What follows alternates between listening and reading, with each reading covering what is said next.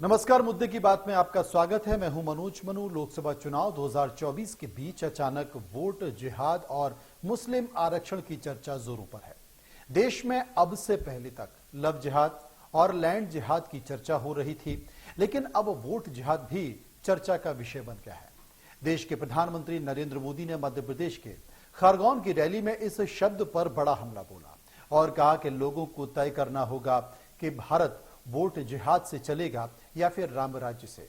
ऐसे में अब यह भी जानना जरूरी है कि आखिर ये वोट जिहाद का शब्द आया कहां से। तो आपको बता दें कि कांग्रेस के वरिष्ठ नेता सलमान खुर्शीद की भतीजी ने पहली बार वोट जिहाद शब्द का प्रयोग किया।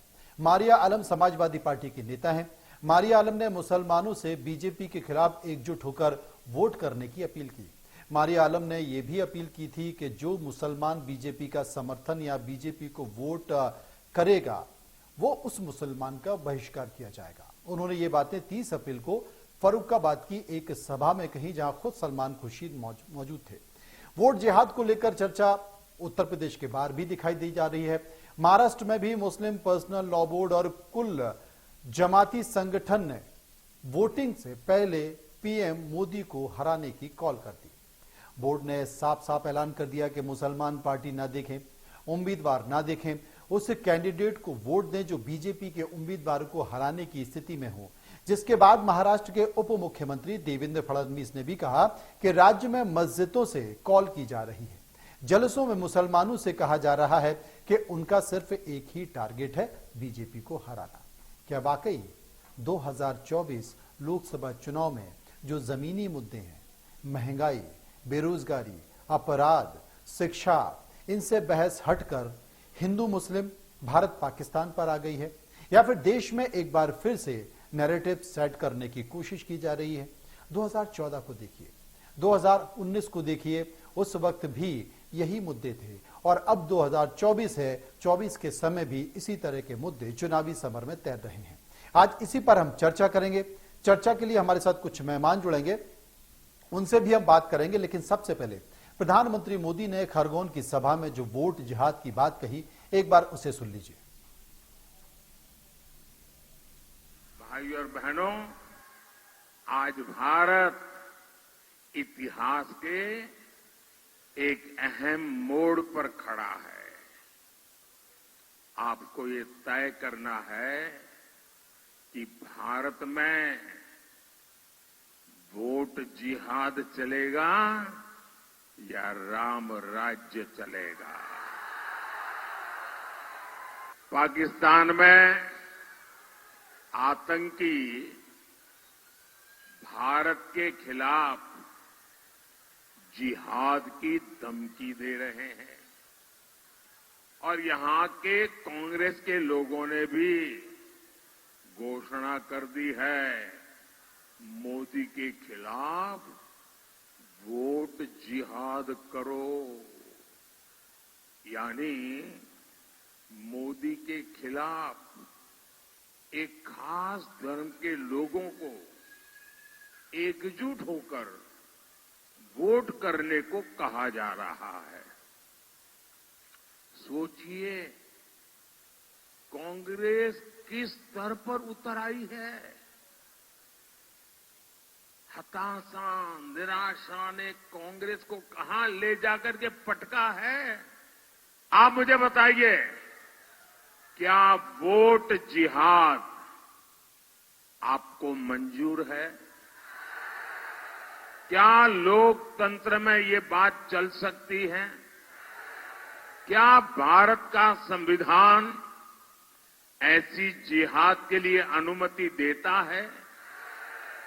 साथियों, कांग्रेस के इरादे कितने भयानक है, जी उनकी साजिशें कितनी खतरनाक है, ये समझना हो तो आपको उन लोगों की बातें सुननी होगी जो 20-20, 25 यानी 20-20, 25-25 साल कांग्रेस में रहे हैं। चर्चा कर लेते हैं। इस वक्त हमारे साथ मौजूद हैं हाजी जहरुद्दीन, जो कि शहर काजी हैं रायसेन के। इसके साथ साथ डॉक्टर गुलरेज शेख भी हमारे साथ मौजूद होंगे, जो कि प्रवक्ता हैं बीजेपी के। हाजी साहब, 2014 में भी कुछ इसी तरह के बयान देखे गए, 2019 में भी इसी तरह के बयान देखे गए, और अब 2024 का जब चुनाव चरम पर है, तब भी मैं देख रहा हूं कि चुनाव की बहस वो वोट जिहाद पर आकर टिक गई है, मुस्लिम आरक्षण पर आकर टिक गई है। और तो और पाकिस्तान के पूर्व मंत्री फवाद का बयान भी आपने देख लिया होगा। वो भी कहते हैं कि साहब मोदी को प्रधानमंत्री नहीं बनना चाहिए, राहुल को प्रधानमंत्री बनना चाहिए, जबकि पाकिस्तान का कोई सीधा लेना देना है नहीं है। मैं आपसे जानना चाहता हूं कि क्या कोई नैरेटिव सेट करने की कोशिश की गई है? क्या इन चुनावों में एक तरह से यह संकेत देने की कोशिश की जा रही है कि साहब मुस्लिम तो देश के लिए दुश्मन है, मुस्लिम अगर रहेंगे तो हिंदू इस देश में जी ही नहीं सकता है, इसलिए भारतीय जनता पार्टी बीजेपी ने एक लाइन ले ली है। ये क्या लाइन है, क्या मानते हैं आप इसे? देखिए, मेरा ये मानना है कि इस किस्म की बातें ये बिल्कुल बेजा हैं। वोट जो है ये तो हर बालिग की जिम्मेदारी है कि वोट करे और हर कैंडिडेट को वो देखे कि कौन कैंडिडेट उसके लिए अच्छा रहेगा, साफ रहेगा, किस कैंडिडेट से हमें फायदा है। वोट करना मकसद है। बाकी ये जिहाद लफ्ज और ये सारी चीजें ये तो एक साजिश सियासती है और इसको कोई मानता भी नहीं है। मेरा ये मानना है कि अगर किसी ने ये बात कही है तो वो गलत है। और जिहाद तो संघर्ष को कहते हैं। अगर इसको आप गूगल पे सर्च करेंगे तो जिहाद का लफ्जी माना संघर्ष के है। और जिहाद अगर कहा है किसी ने और उसको उसका गलत अगर लिया जा रहा है तो वो शायद ठीक नहीं है। हमारे साथ डॉक्टर गुलरेज शेख साहब हैं। गुलरेज जी, देश के प्रधानमंत्री नरेंद्र मोदी का आपने मध्य प्रदेश की जमीन पर बयान सुना होगा। वो कहते हैं कि साहब मोदी के खिलाफ वोट जिहाद की बात की जा रही है। हमने लव जिहाद सुना था, हमने लैंड जिहाद सुना था, लेकिन वोट जिहाद पहली बार इस लोकसभा चुनाव में निकल कर आ गया। जबकि हाजी साहब हमारे साथ बने हुए हैं, जहरुद्दीन साहब हमारे साथ बने हुए हैं, वो ये कहते हैं कि साहब जिहाद कोई खराब शब्द तो है नहीं, वो तो संघर्ष का शब्द है। अगर वोटों के लिए संघर्ष करने की बात की जा रही है तो बीजेपी भी तो वोटों के लिए संघर्ष ही कर रही है। इसमें एक नैरेटिव सेट क्यों किया जा रहा है बीजेपी की तरफ से, बीजेपी के छोटे और बड़े नेताओं की तरफ से? देखिए, बीजेपी डेफिनेटली वोट के लिए संघर्ष कर रही है और ये हमारा कर्तव्य है ये बतौर एक सियासी पार्टी होने के। लेकिन आपको ये भी जानना चाहिए कि ये जो टर्म आई है ये मोदी जी ने नहीं दी है, ये सलमान खुर्शीद के परिवार से उत्तर प्रदेश में आई है। और ये किसी ना किसी तरह से हमेशा मुस्लिम कम्युनिटी को कैप्चर करके रखना चाहते हैं, उनको डरा कर रखना चाहते हैं, उनको उकसा कर एक तरह से बीजेपी के खिलाफ मतदान करवाने की कोशिश करना चाहते हैं और इसी को एक्सपोज कर रहे हैं मोदी जी। देखिए, मोदी जी ने भी एक न्यूज चैनल को इंटरव्यू में बड़े साफ साफ कहा था कि जो लोग डराते हैं मुसलमानों को भारतीय जनता पार्टी से, मैं तो कहता हूं कि जाकर बैठो अपने जिले के भारतीय जनता पार्टी के कार्यालय में, आप देखिए वहां क्या होता है। आपको कोई भगाएगा नहीं वहां से, आप सबके सब चले जाइए और वहीं पर उसको अपना बना लीजिए। तो मोदी जी की जो राय है वो ये है कि मुसलमान को मेन स्ट्रीम किया जाए और ये जितने एलिमेंट्स हैं जो इस प्रकार की शब्दावली का उपयोग करते हैं मुसलमानों का वोट प्राप्त करने के लिए, उनको डराने के लिए, ये वही एलिमेंट हैं जिन्होंने अभी तक सत्ता भोगी है मुसलमानों के अधिकारों का शोषण करके, उनकी शिक्षा का शोषण करके, उनके रोजगार का शोषण करके। हमारा मुसलमान जो है, ये मैं बतौर भारतीय जनता पार्टी के प्रदेश प्रवक्ता के हैसियत से कह रहा हूं कि बहुत राष्ट्रवादी होता है, लेकिन बहुत जो होता है ना वो सीधा साधा होता है। उसको जानबूझकर पिछड़ा रखा गया इतने सालों तक, उसको अनपढ़ रखा गया, उसको एक वोट बैंक की तरह उपयोग किया गया, एक नकली भय बनाया गया भारतीय जनता पार्टी का और उसको अभी भी भुनाने की कोशिश की जा रही है। भैया 10 साल से प्रधानमंत्री नरेंद्र मोदी जी हिंदुस्तान के वजीर आजम है। चलिए हाजी साहब से इसका जवाब लेते हैं। हाजी साहब, गुलरेज साहब की बातों का जवाब दीजिए। मुसलमान इतना गुलरेज साहब की बातों का जवाब दे दीजिए। देखिए, मेरा ये मानना है कि सलमान खुर्शीद के परिवार से कोई बात आई हुए, ये तो उनका खुद का होगा, ये उनसे सवाल पूछा जाए कि उनका मकसद क्या था ये बात बोलने का। हमारे स्कॉलर्स, हमारे उलमा ने एक बात की ताकीद की है कि वोट करें, ज्यादा से ज्यादा वोट करें, ये हमारा हक है। और ये किसी ने नहीं कहा कि किसको वोट देना है किसको नहीं देना है। हमारा यहाँ तक हमारे बड़े बड़े उलमा की भी बयान आई है कि हम लोग क्या है, लापरवाही बरतता है मुसलमान वोट नहीं करने पर। इस बार ये ताकीद की गई है वोट करें ताकि हमारा देश आगे बढ़े। और वोट के लिए किसी को तंबी नहीं की गई है, किसी को जबरदस्ती के किसको वोट देना है। हमारे यहाँ जो अच्छा आपको अच्छा लगे, जिससे हमारा हुकूमत हमारी अच्छा काम करे, हमारा मुल्क आगे बढ़े, वो काम करना चाहिए हमें। ये एक संकेत देने की लेकिन अगर कोशिश करिए, लेकिन सलमान खुर्शीद साहब के यहाँ से कोई बात आई है तो उनसे पूछना चाहिए। गुल्ले साहब, लेकिन देश के प्रधानमंत्री अगर ये कहते हैं कि मैं जब तक जिंदा हूं, मैं जब तक जिंदा हूं तब तक मुस्लिमों को आरक्षण नहीं मिलने दूंगा, ये बयान क्या कहता है? आप ये बताइए ना मुझे कि ये हमेशा मुद्दा बनाते हैं, चाहे लालू यादव हो, चाहे कांग्रेस पार्टी या उसके चेले चपाटे हो, कि मुसलमानों को आरक्षण देंगे। ये भी एक मुसलमान को एक टूल की तरह, एक लॉलीपॉप की तरह उपयोग किया जाता है। कोशिश इनकी द्वारा बार क्या बार मुस्लिमों को आरक्षण नहीं मिलता है? क्या मुस्लिमों को आरक्षण नहीं मिलता है? मुसलमान को जो आरक्षण मिलता है भाई साहब, वो जाति के आधार पर, ओबीसी के आधार पर मिलता है, ना कि धर्म के आधार पर मिलता है। तो उसमें ये कहना चाहिए ना इनको कि हम ओबीसी को आरक्षण देंगे। ये अगर मुसलमानों को ये कहते हैं तो ये फिर धार्मिक आरक्षण की बात करते हैं, जो कि असंवैधानिक है। यदि मोदी जी उसके खिलाफ बोल रहे हैं तो वो तो संविधान की रक्षा कर रहे हैं ना। वहां पर भी जो आरएसएस की तरफ से मुस्लिम संगठन देखते हैं, उनके जो इंचार्ज हैं, उन्होंने साफ तौर पर कह दिया कि साहब पशमंदा मुसलमानों का जो हक है वो इससे मारा जाएगा। शेख, पठान, सईद जैसे लोग भी आरक्षण पालेंगे और विपक्षी पार्टियां जो पिछड़े मुसलमान हैं उनका हक मारना चाहती हैं। मैं क्या कह रहा हूं, वही कह रहा हूं कि अगर आप धार्मिक आधार पर आरक्षण दोगे तो मतलब पिछड़ों का लोगे। पिछड़ों में मुसलमान भी आते हैं, एसटी में भी कुछ मुसलमान आते हैं, जैसे मुंडा समाज है या कुछ और समाज है झारखंड वगैरह में, वो भी आते हैं। तो उन सब का ले लोगे आप और आप धार्मिक आधार पर दोगे। तो यही तो मोदी जी इसका विरोध कर रहे हैं कि धर्म के आधार पर संविधान में आरक्षण की कोई रचना नहीं है। फिर लालू यादव क्यों कहता है कि हम मुसलमानों को आरक्षण देंगे? क्यों कहता है? नहीं तो लालू यादव ने ये तो कहा ही नहीं ना कि वो संपूर्ण मुस्लिमों को आरक्षण देंगे। उन्होंने कहा मुस्लिमों को आरक्षण देंगे।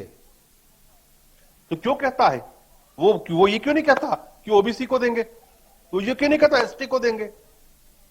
अब बताइए, आरक्षण की अवधारणा जो है कानूनन तौर पे, संवैधानिक तौर पर, वो धर्म के आधार पर है या जाति के आधार पर है? नहीं तो आपको पूछना क्या चाहिए हम कहते हैं, बीजेपी क्या कहती है कि हिंदुओं का लालू यादव से पूछना चाहिए कि भैया किन मुस्लिमों की बात कर रहे हो? नहीं, मुझे कंप्लीट कर लेने दे। क्या भाजपा ने कभी ये कहा कि हिंदुओं को आरक्षण देंगे? क्या कहा? ओबीसी को देंगे, एससी को देंगे, एसटी को देंगे। तो फिर ये क्या कहते हैं मुसलमानों को देंगे? नहीं, लेकिन संकट की बात है कि संविधान में जो व्यवस्था उसी आधार पर ही तो आरक्षण होगा। और कांग्रेस तो सत्ता में है नहीं, संविधान में सत्ता में तो आप आने वाले हो। बिल्कुल हम आने वाले हैं। हाँ। फिर भी ये बात क्यों की जा रही है? इस बात को खंडन करना हमारा फर्ज बनता है कि नहीं बनता? आप कहिए ना। देखिए, अगर लालू यादव कहते हैं कि हम पिछड़ों को देंगे, अति पिछड़ों को देंगे, अनुसूचित जाति को देंगे, जनजाति को देंगे, तो कोई विषय नहीं है। अगर उसमें पिछड़े में मुसलमान भी आता है तो बिल्कुल उसको मिलना चाहिए। लेकिन अगर वो कहते हैं मुसलमान को देंगे तो ये गलत है ना। काजी साहब, बीजेपी एक बात यहां पर उठाई जा रही है कि जितनी भी विपक्षी पार्टियां हैं या जो अब तक मुस्लिम तुष्टीकरण की राजनीति करती रही हैं, जो कि बीजेपी आरोप लगाती रही है, चाहे वो समाजवादी पार्टी हो, आरजेडी हो, या फिर कांग्रेस हो, या फिर टीएमसी हो, ये कुछ ना कुछ एक ऐसा संकेत देने की कोशिश करती है। मिल नहीं पाता इन्हें कुछ भी, लेकिन कहीं ना कहीं बीजेपी ने कटघरे में खड़ा कर देते। लालू यादव ने एक बयान दिया, यहां पर बीजेपी ने उनको कटघरे में खड़ा कर दिया कि बोले साहब ये मुस्लिमों को आरक्षण देना चाहते हैं। देश के प्रधानमंत्री बीजेपी ने तुरंत उसे लपका और कहा कि मैं जब तक जिंदा हूं मुस्लिमों को आरक्षण नहीं देने दूंगा। इसके साथ साथ ये आरोप लगाया गया कि 400 सीटें, 400 पार सीटें चाहिए। देश के प्रधानमंत्री ने कहा कि साहब 400 सीटें मुझे इसलिए चाहिए कि अगर मुझे नहीं मिली तो राम मंदिर में बाबरी ताला लग जाएगा। आपका बयान काजी साहब इस पर? आप ये बताइए काजी साहब से एक छोटी सी काजी साहब से एक राय ले लेते हैं, उसके बाद आपने। जी प्लीज प्लीज प्लीज प्लीज। मेरा ये मानना है कि जैसे आप फरमा रहे हैं बाबरी का ताला डल जाएगा, जब अगर मुसलमान अपनी बात पर पाबंद नहीं होता तो राम मंदिर जब बना उसका फैसला आया, क्या मुसलमान ने उसका विरोध किया? हमारे जब हुक्मरानों ने, हमारे बड़े उलमा ने ये बात कही कि हम सुप्रीम कोर्ट का जो फैसला आएगा उसको तस्लीम करेंगे, और सरेखम तस्लीम भी किया गया। पूरे भारत के अंदर किसी भी जगह कोई भी विरोध किया हो तो आप बताएं, है ना? ये तो एक सियासी एक मनगढ़ंत कहानियां हैं जो हम बात कर रहे हैं। राम मंदिर हुकूमत के जानिब से सुप्रीम कोर्ट ने ऑर्डर किया, सुप्रीम कोर्ट को हमने तस्लीम किया, मान लिया गया। अब उसमें डबल से ताला डलना नहीं डलना ये एक अलग चीज है। और संविधान की यहां तक बात है तो संविधान पहले कायम हुआ है, ये पार्टीज बाद में वजूद में आई हैं। अब संविधान बन गया तो जो आरक्षण का यहां तक सवाल है तो संविधान में जो है वो लागू होगा। उसमें खाली मुसलमान को छोड़ देना या मुसलमान को रख लेना, या ओबीसी में मुसलमान आता है या कितना आता है कितना नहीं आता, उसमें शेख सैयद को हटा देना, ये संविधान तय करेगा। और संविधान में बड़े बड़े लायर्स मौजूद हैं, वो समझते हैं उसको, उसके हिसाब से तस्लीम किया जाएगा। ये बड़ा सवाल है। मैं गुलरेज साहब के पास चलूंगा। शेख साहब, मैं ये जानना चाहता हूं, जैसे चुनाव चलते हैं तो चुनाव में आप कुछ भी बोल दो, सच्चाई हो सच्चाई ना हो, आप कुछ भी बोल दे। राहुल गांधी भी कह रहे हैं कि साहब 400 सीटें इनको नहीं आनी चाहिए, 400 सीटें अगर आ जाएंगी तो ये देश का संविधान बदल देंगे, बाबा साहब अंबेडकर का संविधान बदल देंगे। मतलब संविधान तो छोले भटूरे है ना, मतलब कि आप अपने हिसाब से चीजों को बदल दो, अपने हिसाब से चीजों को तय कर लो, मतलब भेलपुरी है ना, मतलब अपने हिसाब से बना लो और अपने हिसाब से बना के खा लो। संविधान तो मतलब बड़ी सामान्य सी चीज हो गई है। इसके साथ साथ बीजेपी कहती है, जबकि काजी साहब ये इस बात का जिक्र कर रहे हैं, जैसे ही देश के प्रधानमंत्री नरेंद्र मोदी ने कहा कि अगर 400 सीटें नहीं मिली तो फिर ये बाबरी ताला लगवा देंगे, ये मंदिर में ताला लगवा देंगे। अब उसके बाद कांग्रेस सफाई दे रही है, बोले साहब हमने कब कहा? हाजी साहब भी इसी बात का जिक्र कर रहे हैं, बोले हमने तो ये कहा कि जो अदालत का निर्णय होगा वो सबको स्वीकार है, अदालत का निर्णय आ गया हम सबको स्वीकार है। तो ये जो चुनाव में इस तरह की जो बयानबाजी होती है, ये सिर्फ चुनाव जीतने के लिए होती है, उसके बाद खत्म हो जाती है, इसके बाद बिल्कुल आपको दिखाई नहीं होती। एक नैरेटिव सेट करने की कोशिश होती है, वो कांग्रेस की तरफ से भी हो रही है, वो बीजेपी की तरफ से भी हो रही है, वो दूसरी राजनीतिक पार्टियों की तरफ से भी हो रही है। लेकिन ये देश के लिए एक चिंता का विषय भी बनता जा रहा है गुल्लेश साहब, हमको इस पर चर्चा करनी पड़ेगी, क्योंकि इस तरह के बयानों में, चाहे वो असदुद्दीन ओवैसी कर रहे हो या फिर लालू यादव कर रहे हो या फिर राहुल गांधी कर रहे हो या फिर देश के प्रधानमंत्री मोदी कर रहे हो, इससे जो देश के असल मुद्दे हैं, जो जमीनी मुद्दे हैं, जो बेरोजगारी का है, महंगाई का है, देश की तरक्की का है, बहुत सारी अच्छे काम भी हो रहे हैं, उन पर चर्चा करने का वो हो ही नहीं पाते हैं। मनु जी, बहुत अच्छा रहता कि कांग्रेस के प्रवक्ता भी हमारे बीच में होते तो मैं ज्यादा अच्छी तरह से बात कर पाता इस विषय पर। क्योंकि वो आपके ऊपर चिल्लाने लगते, आप उन पर जवाब देने लगते, मांगने लगते, बहस ही नहीं हो पाती, चर्चा ही नहीं हो पाती।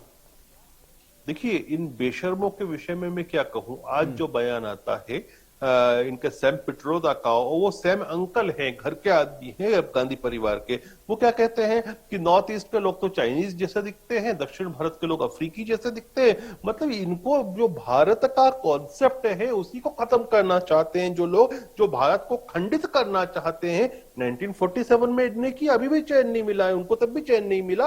अब ये क्या चाहते हैं कि नॉर्थ ईस्ट को अलग कर दे, दक्षिण भारत को अलग कर दे। तो ये लोग इस प्रकार की मानसिकता वाले लोग हैं, और ये कोई हमने नहीं कहा है, ये सैम पित्रोदा ने, सैम अंकल ने राहुल गांधी के कहा है, जो कि बेसिकली परिवार के सदस्य हैं। तो कांग्रेस, ये सारी चीजें, जिस प्रकार की बयानबाजियां और सब जो आप कह रहे हैं ना, कांग्रेस की मृत्यु के साथ इस चुनाव के बाद ये सब चीजें खत्म हो जाएंगी इस देश में, उसके बाद सब ठीक हो जाएगा, जरूरत नहीं रहेगी। क्योंकि गंदे लोग जब होते हैं ना, जब गंदे लोग होते हैं तब ऐसी बातें होती हैं। इस गंदगी को मरना ही पड़ेगा, तभी देश बचेगा, वरना ये दक्षिण भारत को अलग काट देंगे, ये नॉर्थ ईस्ट को अलग काट देंगे। हाजी साहब, क्या गुलरेज साहब जो बोल रहे हैं वो ठीक बोल रहे हैं? आप इस बात से सहमत हैं? ये देखिए, नहीं, बिल्कुल नहीं हूं। क्या है कि संविधान भी तो कोई चीज है, और जब संविधान, जब कोई चीज बनाया गया है, तब तक संविधान में जो चीज है उसके आप इनकार कैसे करेंगे? मैं जो बोल रहा हूं, आपको तो पार्टी से मेरा कोई ताल्लुक नहीं है, लेकिन मेरा ये मानना है, हमारा ये मानना है कि विकास की अच्छी बात करें, तालीम की बात करें, और हम हर तबके को बढ़ाने की बात करें, वो ज्यादा मुफीद होगा।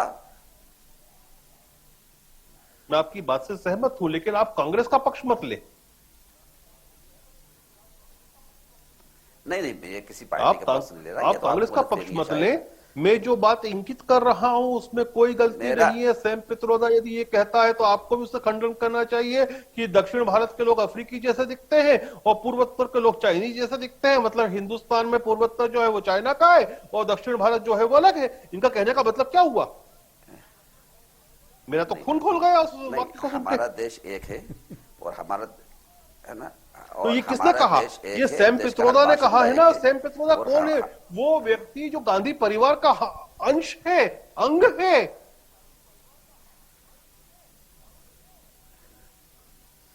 मैं उससे वाकिफ नहीं हूं। इनको बाकायदा जूते मारने चाहिए। नहीं तो आप ये मौका आपको मिलेगा, फिर देखते हैं कि आप जूते मारते हैं कि नहीं मारते हैं। आपको मौका मिला भी होगा कई बार। नहीं, अभी आवाम मारेगी ना चुनाव में। देखिए, लोकतंत्र में फिजिकल जूते नहीं पड़ते हैं, वोट के जूते पड़ते हैं। हाँ, तो आप ये कहिए कि वोट के जूते मारिए, वरना इसी पे कांग्रेस वाले आपके पीछे पड़ जाएंगे। नहीं, पढ़ने देना, डरते नहीं है इनसे। मैं राष्ट्रवादी व्यक्ति हूं, इस प्रकार के देश टोड़ुओं से डरता नहीं हूं। क्या करेंगे? मार डालेंगे, मार देंगे, तो क्या करेंगे? ये बड़ी बात कर दी कि लड़ने के लिए तैयार हैं और हम राष्ट्रवाद के लिए लड़ेंगे। और अगर इस तरह से कोई बयान देगा तो निश्चित तौर पर हम उसका जवाब भी देंगे। लेकिन एक बात है कि देश में चर्चा इन मुद्दों की चल रही है। चुनाव तक, जब चुनाव होते हैं, चाहे वो विधानसभा के हों, लोकसभा के हों, जोरदार चर्चा होती है, जोरदार बहस होती है, राजनीतिक पार्टियों में भी होती है, राजनेता में भी होती है। और चुनाव खत्म होने के बाद इस तरह के बयान भी गायब हो जाते हैं और फिर असल मुद्दों को लेकर जनता करना चाहती है, लेकिन तब तक जनप्रतिनिधि निकल चुके होते हैं। खैर, चर्चा फिर कभी करेंगे। बहुत बहुत शुक्रिया गुलेश शेख साहब का। हम शुक्रिया करेंगे शहर काजी जो कि हमारे साथ जुड़े हुए थे, उनका भी। फिलहाल मुद्दे की बात में इतना ही। बाकी खबरों के लिए आप चलते रहिए इंडिया न्यूज के साथ। मुझे दीजिए इजाजत। नमस्कार।